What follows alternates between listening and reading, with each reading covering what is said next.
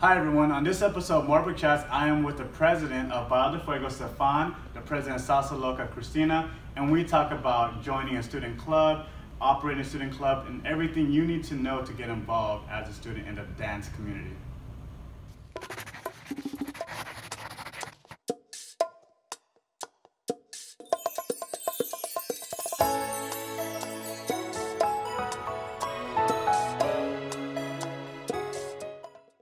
Hey guys, what's up? This is Romi and this is Marble Chats. Today with me, I am with the club presidents for UC Davis's Baile de Fuego's new incumbent president, Stefan, and also with me is Sacramento State's new president, Cristina. You guys, thank you for being here today. Thanks for having us. Awesome, awesome. So Stefan, you're the new incumbent president for Baile de Fuego. You're a Taiwanese international student who's a senior double majoring in environmental policy and communication studies. Cristina, you are also a senior studying public relations, and you work at the event services as a student assistant for the campus. So you actually know a little bit of the skinny or the nitty-gritty details of how to get an event started on campus. I'm the one calling everyone, making sure you get your contract signed. That's good, because a lot of people forget to do that. I used to get in trouble doing that. Yeah. All right, so really quickly, can each one of you talk about your club for those who don't know what Baile de Fuego is or who don't know what Salsa Loca is?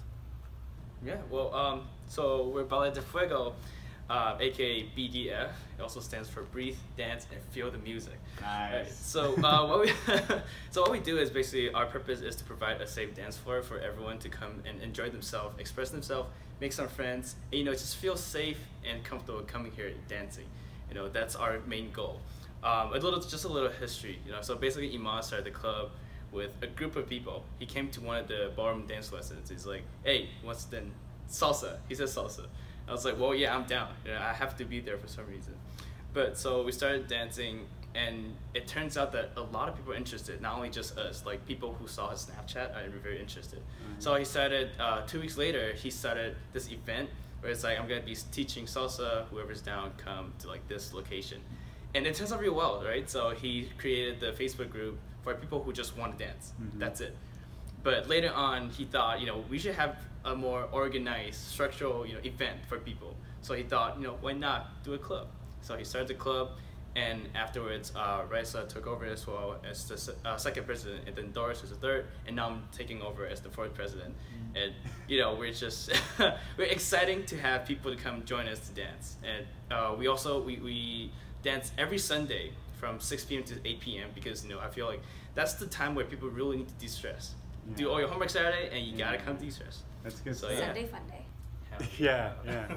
Really quickly, when did the club get founded? So it was founded. The group started 2014, and it's an official club on I think 2015. Basically, it's the next year. Yeah. And it's all just social dancing or lessons. So what we do, our structure is from 6 to 7. We have lessons for people who want to learn like new moves or just the basic, and then from 7 to 8 is where you can experiment with the moves. Or make friends, socialize, do whatever you want. It's a free space, so yeah. That's awesome. That's BDF, and we do it in Hoagland 168 too. Yeah, it's a hall on campus, East Davis. Yeah. Awesome. And then Cristina, can you talk about Salsa Loca? Yeah, so Salsa Loca was founded in 2007 by I believe 7 members. 2 of them were pretty knowledgeable on salsa dancing or whatever it was at the time that they really were into. I mean, I'm assuming salsa Loca, yeah. And just from there, they started teaching each other. More people got interested. They wanted lessons, and Salsa Loca became what it is now, where it's like, once we're into the school semester, every Wednesday, 7:30, we're located usually inside the Union in the Redwood room, teaching 7:30 on the dot till about 8:30, and then after that we have the room until about 11 p.m. and we're just social dancing, whether it's you're practicing what you learned during the lesson, or we're also including obviously other dances, other different genres, and people are just like, oh, well, how do you dance that? And we'll do a short little mini lesson just to how to dance something else, just kind of fun. I forget what pretty much it, huh? Yeah. Cool. So really both of your clubs, are they free? Yes. They're both free? Yes. So for both of your clubs, whether you're a student or can a non-student go to your clubs? Community members are always welcome. Community members? We have a lot of the community in Sacramento and Davis that come support Salsa Loca. Awesome. We have, we do make you sign like a waiver if you are not a student that essentially says like, you know, if you get hurt, we're not responsible. So don't do anything crazy. Well, you're in our room. Awesome. That's really cool.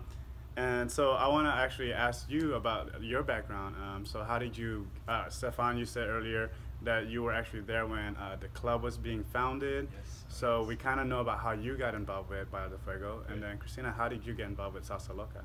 I got involved with Salsa Loca, I believe it was, what are we? We're in 2017, 16, 15. Fall 15, I started going to Salsa Loca. I had a friend who was like, oh yeah, like they teach bachata, they teach salsa. And like, at the moment, I wasn't very aware of how to dance it. I didn't really know how to dance it. I mean, I've always had dancing in my background. I think the first time I learned how to dance also was in middle school. I was in 7th, 8th grade. I was part of this club called Latina Club. And we did a performance essentially, so they taught us how to dance salsa. Nice. But How'd the performance go? Man, I mean, you're talking like 7th, 8th grade. I mean, we were cute. All like in black with little buttons and little roses in our hair. We were awesome. We killed it. But yeah, so like, I essentially have been dancing my whole life. My parents, you know, they grew me up on cumbia and banda. I got to middle school and in part of Latina Club, I learned how to dance salsa. Then came the quinceañeras in like high school. So like you started learning how to dance everything else. And then I got to Sac State and I learned how to dance bachata, kizomba. Like I taught my lesson in cumbia, you know, so I was just like so pumped. Wait for us in the fall. I'm teaching banda. I'm so teaching banda. I'll be there. I'll learn. That's pretty funny because the way I got into Latin dancing was I went to a quinceañera and then I saw a couple dancing. I was like, oh, I want to learn how to do that. And you know, as a teenager, 12-year-old, you're trying to be like a little cool guy sitting on the side. And then it's like, oh, they're doing merengue. I didn't know it was merengue before. And I was like, oh, she looks good. I got to figure out how to dance with her, you know. And then from there, I got to Sac State, and then I started dancing there too. It's crazy. So you said, Cristina, that you've been dancing for a long, long time. You gave that whole performance in 8th grade. Yeah. You're trying to get banda in on Salsa Loca now. And then for you, Stefan, how did you, you know, start dancing, or have you danced other dances besides Latin dancing? Yeah, so I actually started in high school. I did hip hop at first. Like that was like I just love hip hop. I actually didn't. So at the beginning, I didn't like the music because I didn't like. It was just I didn't like the beat. It didn't feel right. But then I started listening to the lyrics and I understand like why people feel so expressive when they listen to music. So that's how I got into dancing because I realized it's a lot of expressing yourself. Fast forward, so after that, that's my freshman year high school, and I came to college, but not a lot of people do hip hop, like not old school hip hop. People do like choreographing, but that's not freestyling, right? So basically, freestyle is old school hip hop. In my opinion, because in my opinion, when you hear like old school hip hop, it's like there's not a lot of things you could like go with. You have to like figure something in your head, and then you gotta express yourself through that. Right, so in my opinion, you know, that's more like a freestyling, but you know, I don't want to speak for everyone, right? But then college, freshman year of college, I went to Salsa Night once because my friend was bored. He's like, well, you know, I want to go to Salsa Night. Do you want to join? It's like, yeah, sure. I went to Salsa Night. I had no idea what I was doing. I saw everyone dancing. Like I was like, hey, you want to dance? Like they had this like cute smile and like girls dance with them. I tried, but like, you know, I was a beginner, so I did not know any basic. I just sang there the whole night. I was like, wow, I like this energy and I like this music, but I didn't know how to do it. And that's also why I went to Iman's lesson, because I wanted to learn salsa.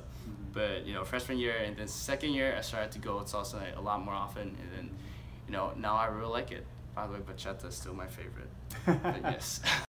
I'm more of a salsa guy. Well, I guess it depends on the mood for me. How about you, Cristina? Which one's your favorite? It always has to be bachata. Bachata? Bachatera. All right, I gotta balance it out then. Salsa right here. You know. But so for those who are interested in, you know, joining your clubs, how did they get started? So, for me, I would say just come to our club. Like I said, Hoagland 168, AUC Davis. Just come to our club at 6, or you know, you can even come 5:30. I have friends who came 5:30 and I teach them the basic, so then when they get into lesson, it's easier for them to learn. I would say don't think too much. it's just the one step. Once you get into the room, you understand why people start like keep coming to, because it's a really safe space, right? Like, it is. That's what we're trying to do too. We want to create this safe space where you feel free and you want it to keep coming because it's fun. Yeah. Right. So I say just take that step, and everything after that, just go with the feeling. That's my suggestion. Exactly. Ditto. Like everything he said. I mean, you come to Salsa Loca. I have friends that, oh, I want to learn how to dance, or teach me, or like just things in that like aspect. They see my Snapchats, or they see my Instagram, or they see who I follow, and they're just like, oh, well, how do you do that? I'm like, well, come to Salsa Loca, or come to the Grad, you know, like there's so many opportunities for you to learn how to dance, and it's such a safe zone. All the anxiousness, all the nerves that people feel go away the minute they start interacting with one another. Because, you know, you go to Salsa Loca, everybody there is a beginner. I still consider myself a beginner. I'm still learning so much. Like, there's still so many things that I don't know, and I'm still willing to learn. You know, it's fun. And that's what I always try to remind people. Like, don't look at it as a sport. Like, yes, like, improve, get better. Like, I'm all for that because I want to get better and I want to improve. I want to be like, damn, like, who's that girl? Like, I want to dance like her, you know? Like, those are goals. But, like, for the most part, like, you start dancing because it's fun, because of the stress relief, because of the vibes, the environment. It's, like I said, it's such a safe space. You're able to just express yourself. You know what I mean? Express yourself and, like, just play, right? Exactly. Just get back to being a child. That's what, like, we always do. Like, I know we were really into, like, the media, like, this last year, like, Instagram and Facebook, just, like, really promoting, just, like, you want to learn, come, like, we post clips, like, the whole boomerang things, or just, like, little short videos, or past things, like, Snapchat, like, everything has been just super, come learn. We are willing to teach you, and it's free. Yeah, you know? It's pretty awesome. I also want to just, like, add something to it. So, like, for me, I think one concept that people need to know, or like it's good to know, is that social dancing, especially like Latin dancing, social dancing, it's a communication. So it's a two-way stream. So if you go to Salsa Night or like the Grad, there are times where you're gonna meet people you don't feel like you want to dance with them, maybe because they're doing something wrong, not necessarily because they have bad intention, but like they're just doing something that's not comfortable. But just think of it as a communication. It's two-way stream. So there are ways that you communicate to your partner, like, hey, you know, this is something you might want to consider doing, so that it's a fun for like both of us.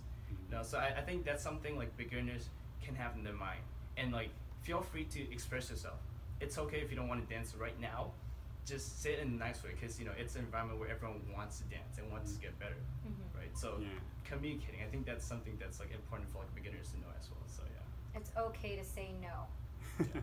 Whether you're being asked to dance or you're the one asking someone to dance, right? Yeah.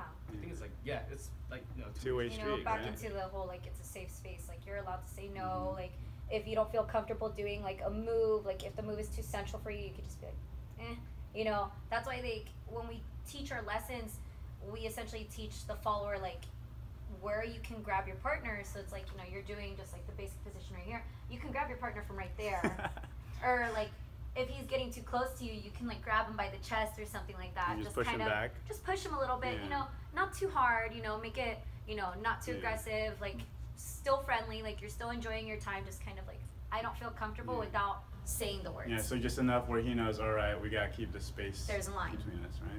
You know, safe space. Yeah, that's pretty For good. leads, also don't take it personal. Yeah, definitely. Never take it personal. It's all a learning experience. And then I would like to put an asterisk, since it's a two-way street. If you're the leader and your partner's trying to get too close from you, you open up, get into that open position. That open position. Exactly. That creates a space too, right? Definitely, yeah. All right. So earlier, Cristina, you brought up the Grad, which is a club venue over in Davis, and then you guys have been talking a lot about social dancing. I'm gonna get back to that. Yeah. But first, you know, school just ended, and I think all the voting just ended where the new leadership for the clubs happened, right? So you guys are the newly voted incumbent presidents. How does that feel? Yeah, well, personally, I feel very excited. So my first year on board, I was the fundraiser or financial coordinator, which sounds a little cooler. Anyways, the second year, I was this external VP, and now this year president. So for me, my experience has been responsibility. It's a lot of work on board, I gotta say, but it's also very fun, right? So for me, I know my purpose and like our goal as BDF, our goal is to provide a dance floor, a free, safe dance floor for everyone. So that's what I'm gonna do. You know, I want to go towards that goal at the same time. Organize some events that really people feel free as well. And you know, I don't know, I'm just very excited that, you know, I'm able to take on this responsibility and providing this to the community. Congratulations. And then for me, I was very excited, and then once it became, okay, you're voted in, I was like, oh, shit. Oops. It's all right. Everyone's an adult. Yeah. I feel as if there's going to be a lot of pressure to get things done. I feel the fact that I am very social, and I love to talk to people. I love to get to know people. I like inviting people, you know. You don't know how to dance. Let me bring you into my world. Let me show you what makes me happy, what I enjoy. I know a lot of people like to go out to the bars, or they like to go, you know, to a club, but like it's more, like I said, or not Latin dancing, just like regular English music, which is totally fine. But you know, you get a little bit tired of the bump and grind. You wanna do something else. Like you wanna do like some kind of spin or a dip, or like just like hammer lock or something. You know, you want to do something other than the regular, just like, you know, hey. Yeah. So I mean, I'm just excited to essentially preach how much fun it is to be part of, not even just Salsa Loca, just part of the Latin dance community. Like I said, it's very safe, it's so open. This community just, they welcome you with open arms. And I love bringing new friends that have essentially never really danced like bachata, or maybe not cumbia, like they're used to just the regular banda, you know? I bring them into this world, and it is a completely different environment. Yeah, it really is. You have, and then they get so surprised when there are female leads, and they are there teaching them how to dance. They're used to, you know, obviously a male being a lead, because in banda usually the male is a lead. Like a traditional role. It's a traditional role. And in this community, it's just like anyone's a lead. It doesn't matter. Short, tall, male, female, like. And then anyone could be a follower now too, Exactly. right? So like I know a lot of guys, we're starting to follow too. To get It helps us, you know. It really helps. Like, all right, so this is how it feels when someone tries to turn me really, really fast. I gotta be more subconscious how I do it when I'm trying to lead someone else. Yeah. So it's helping everyone out. Okay. No, man, we were good. You messed me up, man. Anyway. What? We're on a break now? Oh, okay. The camera, see, we're still good here? I'm like stuck in this position. I'm like, I wanna leave. Get back over here. Okay. Alright, so, shoot. Okay. Let me know when you're ready. You guys good? Okay, so earlier we already touched on it, you know, being a member and stuff like that, how you, Christina, you said your members have to sign a waiver just so that if anything happens, the club is still good. I want to go back on that. So walk me through the process for a new student or a community member as they join your clubs.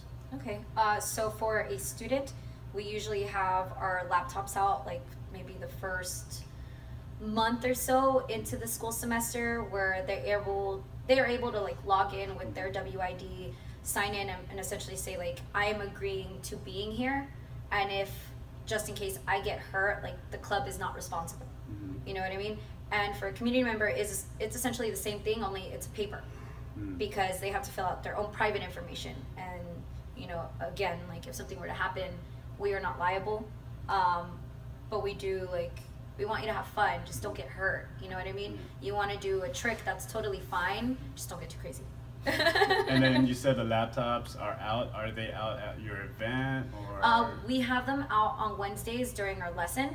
So usually the first like 30 minutes, we're getting everyone registered. So for, like I said, maybe about the first month, once school starts, we always have the registration tables there for people to like kind of like sign in. Once you sign in once, you're good for the rest of the year. You don't have to sign in again. And it's essentially just like, you know, the school knows that we do have people coming, that it's not just students, it is community members, that the club is essentially successful. Okay. You know, like we are getting the numbers we want, like we are teaching, we are open to everyone. You know what I mean? Yeah. So that's how like essentially you would start coming as a member. Nice, nice. And then how about for Baile de Fuego? So for Baile de Fuego, I'll say we have two category or group of people, right? So basically we have board members and then we have the members, right? Yeah. So for the members, it's basically anyone who wants to join us. when I say join, I mean come to our lessons, come to our social, or just participate in our events, right? So we don't actually have waivers in that process, but we welcome everyone to just come to our lessons, and that's what we consider our regular members. And so for the board members, it's where at the end of the school year, we want like new leadership or people who actually wants to come help out the club, right? So for these people, we will send out applications on our Facebook event page, and people apply online. And then we go through a little process of selecting the ones that fit our, I guess, expectation, or people who we see coming very often, and we think, you know, they'll be a great addition to the club. And that's how we pick our board members, basically. So it's pretty much like applying for a job almost, right? Yeah. That's interesting. You guys suit up for the, you know, the talk and all that? No. So we don't really have like interviews. We kind of like selected or with our previous board members, and then, you know, later on, if we feel like there's a need, we would go. But, you know, so far we don't really need interviews, because, you know, the members we saw is like, oh my God, we really want them on our team. So basically, yeah. And then, so for your board members, do they all have to be students, or can they be community members as well? So for our board members, since we have to register online, the board members has to be students. So they have to register with the school? Yeah, exactly. Yeah. The thing is, we also have people who volunteer to help, and for these people, you know, it could be anyone. Yeah, so like if you want to help out, you can apply to be people who just want to say like provide rights, or like, you know, graphic design, and we have people who wants to do our photography too. So yeah, so there's like if you want to be like legit on board, you have to be students, because it's just how the school works. But if you just want to help out, we're welcome to anyone, basically. Yeah. All right. So how does Salsa Loca, you know, is it board members, or do you have a different title for more involved club members? Yeah, so it's similar to his. Obviously, people that come to our lessons, people that just kind of want to be involved. I call them just members. You know, they want to be part of Salsa Loca. They can say, you know, oh yeah, like I go to Salsa Loca all the time, I'm a member. However, if you wanted to kind of be behind the scenes, essentially, who's doing our social media, who's promoting for us, who's planning the events, who's doing all the fundraising, who's contacting all the instructors, that is an official member, that are an officer. And that's a lot of work, right? That's, yeah, that's, yeah. Absolutely. Yeah, it's a lot more work now. I mean, before I got voted in as president, I was in charge of the social media, and for me, I find it really fun, because I'm into social media. Like, I'm part of that generation, you know, where it's just like, you kind of want to show everyone what you're learning, what you're doing, like how you can do this, how you can do that, or where you can go for whatever kind of event that you want to go to, how to contact other people that like live in LA to come to your event that's like in November, you know, Sasson, you know? Sasson, okay, a little advertising right there. But it's just, you know, getting involved with that, and then being voted in as a president. There's a lot of responsibility with becoming an officer, but I highly encourage it, because it almost motivates you to want to learn more. You know, it motivates you to be more open. It motivates you to kind of bring your own friends and kind of like try to introduce them to the world that you just got introduced to. Like, I'm having so much fun. Let me show you. Let me show you what's really good. And then, are you similar to Bachata Fuego, where you have to be a student to become a board member and officer of the For club? e-board, so like the president, the VP, or treasurer, or secretary, those have to be students. And that's school mandated? Yes. So like his, you have to register through the school. For us, it's through SOL, so Student Organization and Leadership. And essentially, you have to be a student, because, I mean, as a president or VP or like just an official e-board member, you're able to book space. So like where we hold our lessons, you have to be a student, and you have to be part of a club, and you have to have a title in order to have that authority to book something. If you just give that authority to any member, they can take advantage of it, and then if something were to happen to the room, like for any given reason, or something happens to a student or a community member, then we are responsible for it. And if it is just a whatever member that did it versus a, like, you know, the e-board, it's there's a lot of there's a lot of potential disaster. A lot. Right? A lot of chaos. And then is it like, so your club, you have your e-board or your board members, and they're all student. Is there any like advisor that the school helps you with? Yeah, like so we a have faculty advisor or like faculty a advisor. events advisor or something like that? Yeah. So what does the advisor do for you? The faculty advisor, essentially, he's just kind of like he's making sure we're okay as a club, but she isn't very involved with the club. Like they have a say, obviously, if things are kind of like a little blurred. I guess you could say blurred around the edges. Where's or something. your paperwork? Yeah, like where's your paperwork? Like, are you registered? Like, have you done like your doc funding? Like, I guess you could say in that aspect. But in what we teach and who we contact and what events we do, they don't get a say in it. Okay. Right. And then how about for Baile de Fuego? So it's similar basically. We have the center CSI, which is Center for Student Involvement. Yeah, and so we have an advisor who basically contact us and let us know who to contact if we have any trouble or like any questions. That's as far as that goes, I think, because for our structure and our events, we pretty much do it ourselves. Not much help from the school. Basically, if you have any questions, we can ask like our advisor. But yeah, that's pretty much it, I think, for our advisor. I only contacted them once this quarter because they're charging registration fee for a classroom now. So I wrote an email, a very long email to complain, but that's it. That's all I did, yeah. Did they resolve the issue because of the email? I hope it helped. I mean, he gave me another contact, so I sent 2 long emails to complain about it. And, we're hoping that it would change something, but yeah, basically. Is that for like all of campus? Yeah, like all the space. They're trying to like Okay. implement like a registration fee, so I have to like So like a booking fee or like reservation yeah, basically fee? like a For booking. any classroom, or is it just because it's a bigger classroom? For now, it's any classroom. Oh. But yeah, we're like That's fighting for interesting. it.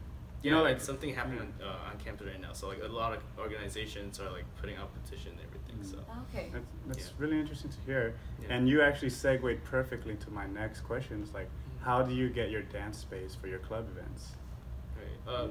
Oh, for us, so our internal VP, is the person that will actually like register for like book a room, basically book a space. For us, we go to Hoagland 168, which is like a classroom, and what you do is basically you go online and you book the classroom for like the rest of the quarter. Okay, so you go onto like the campus website, and then Yeah. there's a reservation web link there. Or something? Yeah, basically, there's like a website you could do all that, and that's what we do. It's usually free, but like I mentioned, the previous things.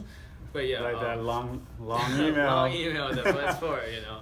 But as for event-wise, we don't usually go on campus because campus has a lot of paperwork we have to go through, and it's also more expensive than outside. So what we do is we usually go to venues. You go to like dance studios, and also we've been to West Village, which is like like apartment. They have a pool. That's where we do our big event too. What's your big event's name? Since we did Salsa advertising, let's advertise it too. Yes, Do it. it's Latin Pool Bash. We did 3 already, and it's usually just free food, free DJ, free music, free dance pool. Yeah. And that's every year, right? Every year, every spring, usually May, but you know what? Follow up with this. Yeah, we'll put a link somewhere down there so they can see the previous events of yeah, Sasson definitely, and yeah. the Pool Bash. So you said that you go out on different venues to go dancing for Yeah. social. So does that mean for the classes, like where you teach each other, that would be on campus for Baile de Fuego? Yeah, so now the reason why we keep our lenses on campus is so that it's easier for people to find us. That's where people can find us and know where to go if they want to learn. As for social dancing wise, we have like that hour from 7 to 8 after our lesson, and also we go to the Grad. That's where we introduce people to go, because that's where you can meet more dancers. It's like the whole community. It's not just Davis or just not Sacramento. It's like people who just likes to dance or like who has been dancing for like years. Mhm. So that's where we introduce people to go, because I feel like that's like the best way to improve yourself and also expand your horizon. Yeah. Do it. Yes, just go. Mhm. Yeah, and also there are events where we post on our Facebook event too. There's sometimes they're in Berkeley's, and I'll say we post it on our Facebook event page so that people who wants to go Mhm. can actually they have the option. They have the information basically. Yeah. But yeah. And then, Christina, I'm pretty sure it's kind of similar where you guys go out dancing, but when you're on campus, earlier I said you were, you work at event services for the campus anyway. So tell us the fine details someone who at Sac State needs to know to get the spaces that you used for your club? Yeah, definitely. So on Wednesdays, they're considered general meetings for us, just because, you know, we have them regularly. We have our members. We do have our lessons, but that is part of Salsa Loca. That is what Salsa Loca is there for, to bring this aspect to the students. We essentially, at the end of every semester, you're able to turn in a green sheet, and on that green sheet, you fill it out. You know, we are Salsa Loca. My name is Cristina. Here is my email. These are the dates we want. This is the room we want, and this is the time we want. And you submit it. Once it's submitted, so over break is when we receive the confirmation whether you have this room or you were put on a wait list. If it comes to we were put on a wait list, which happened this last year, we had to change rooms. Salsa Loca is known for being inside the Union, inside the Redwood room specifically.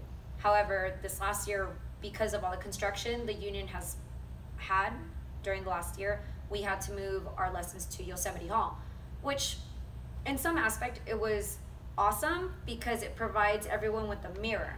So you're able to see yourself practicing these moves, and I feel like people learn better. But because we are inside the Union, we get all this foot traffic, and people, right? you know, people that don't hear of us by word of mouth, hear us, see us, they walk in, they become interested. You know, so it was harder for us to be in a different room all the way across campus. However, I'm just like, I feel like it did contribute to like people learning, having more room. I know that we would always complain how the room gets too hot. And I know in this other room in Yosemite, in the dance room essentially, it doesn't get hot because it's so spacious. They have fans, you can open the doors, like it's a great space to dance in. So essentially like I said, if we get waitlisted, we find another way. If we get the room, we get the room and we post it. So I know like for now, we already have our confirmation. We have our rooms for the fall. So we will be in the Redwood room, I think the second or third week into the semester. So, you know, make sure you watch out for us, you know, come to our first lesson, and it's going to be great. Awesome. When you talked about the green sheet, that's essentially your space reservation application. And only, I'm assuming only the e-board can fill that out, right? Exactly. Or is it only specific people in the e-board can fill that out? As long as you do, so there's this, I guess you could say like an orientation, it's called Nuts and Bolts, where it takes you through the process of like becoming new into this e-board. So obviously for president, they would have like a leadership, probably like a leadership, how to do things, how to get things done, how to contact your sole advisor, how to be in contact with your event services, like planner. I mean, there's like how we talked about earlier with the faculty advisor. We have a faculty advisor, we have a sole advisor, and then we have our events services, like event planner. And each person has their specific role. Obviously, the faculty advisor watches over the club, doesn't really get involved too much, but is there for when we need them.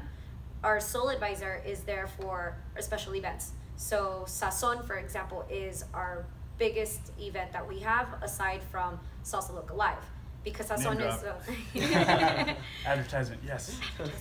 So for Sazon, it is essentially all these different lessons that we are providing, not just to students, to the community, you know, and that does come at a charge. We do charge people for a ticket for the lessons, and then later at night for social, because that does involve charging people, because we do contact other people to come teach, and we have to reserve all this space. I mean, we're booking like 10 rooms, 5 rooms, like we're teaching like 5 different things all at the same time. There's like a schedule, there's a plan. So we have to request that through our sole advisor.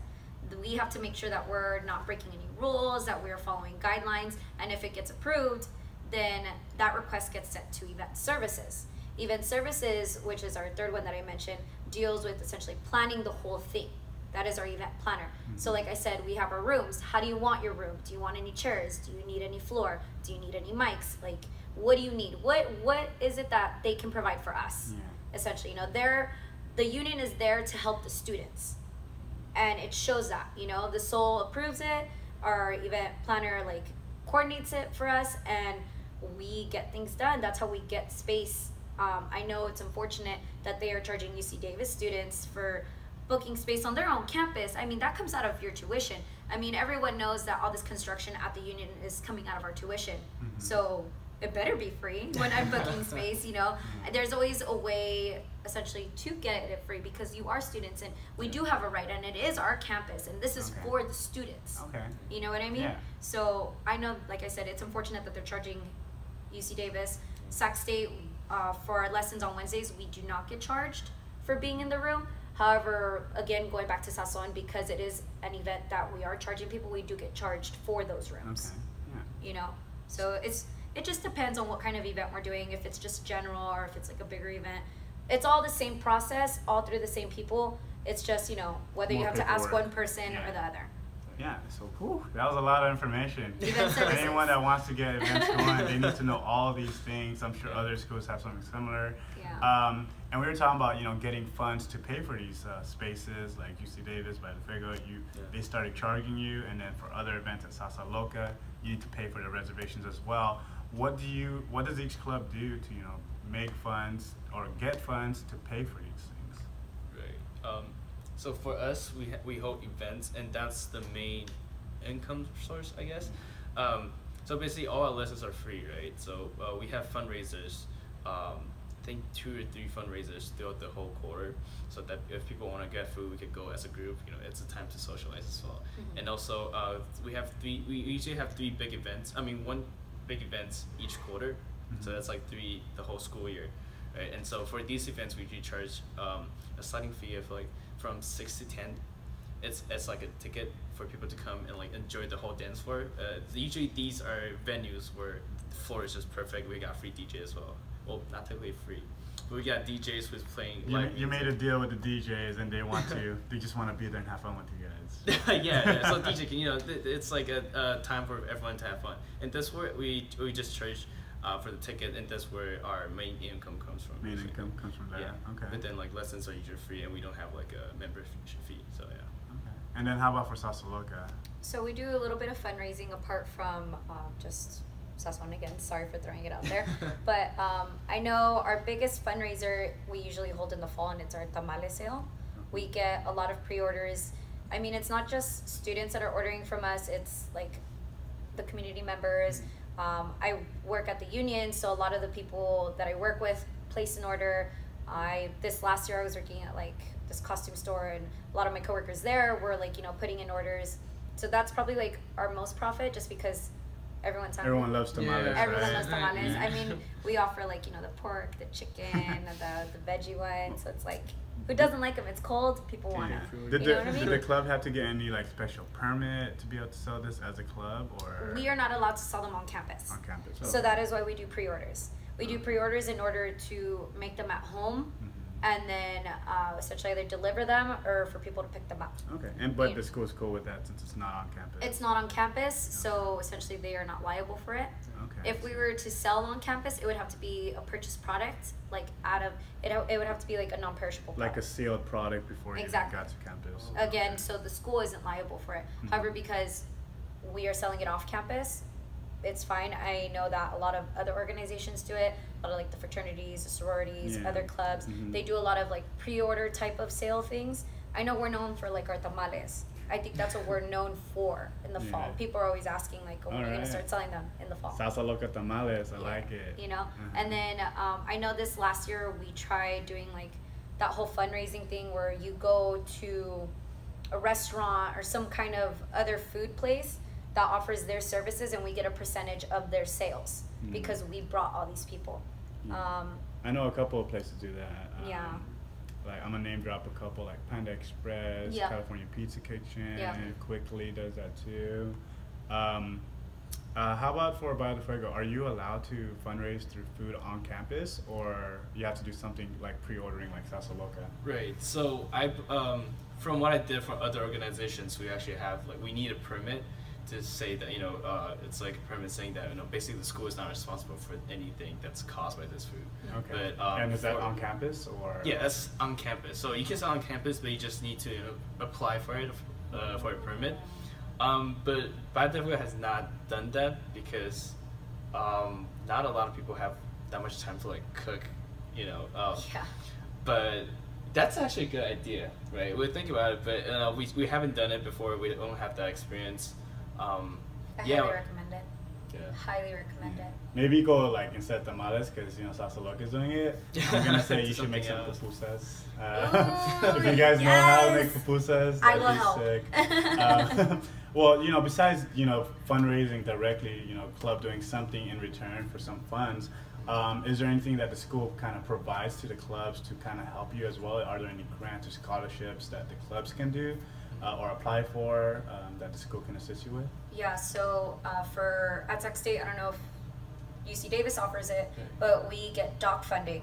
Essentially, you go to like a meeting and they explain to you like the least amount of money you can get versus the most amount of money you can get, and then you tell them like why you need this money.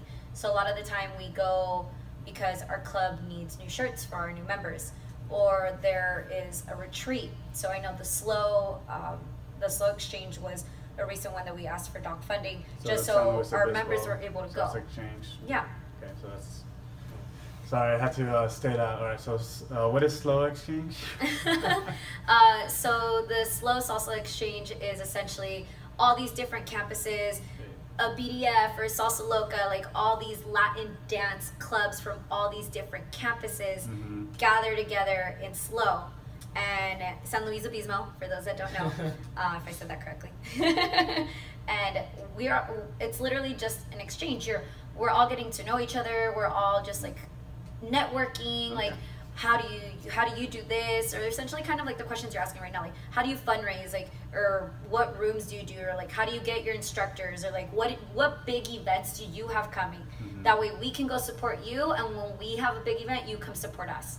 You know, it's all about networking. It's not about what you know, it's about who you know. Okay, so and that's what the slow salsa exchange offers you.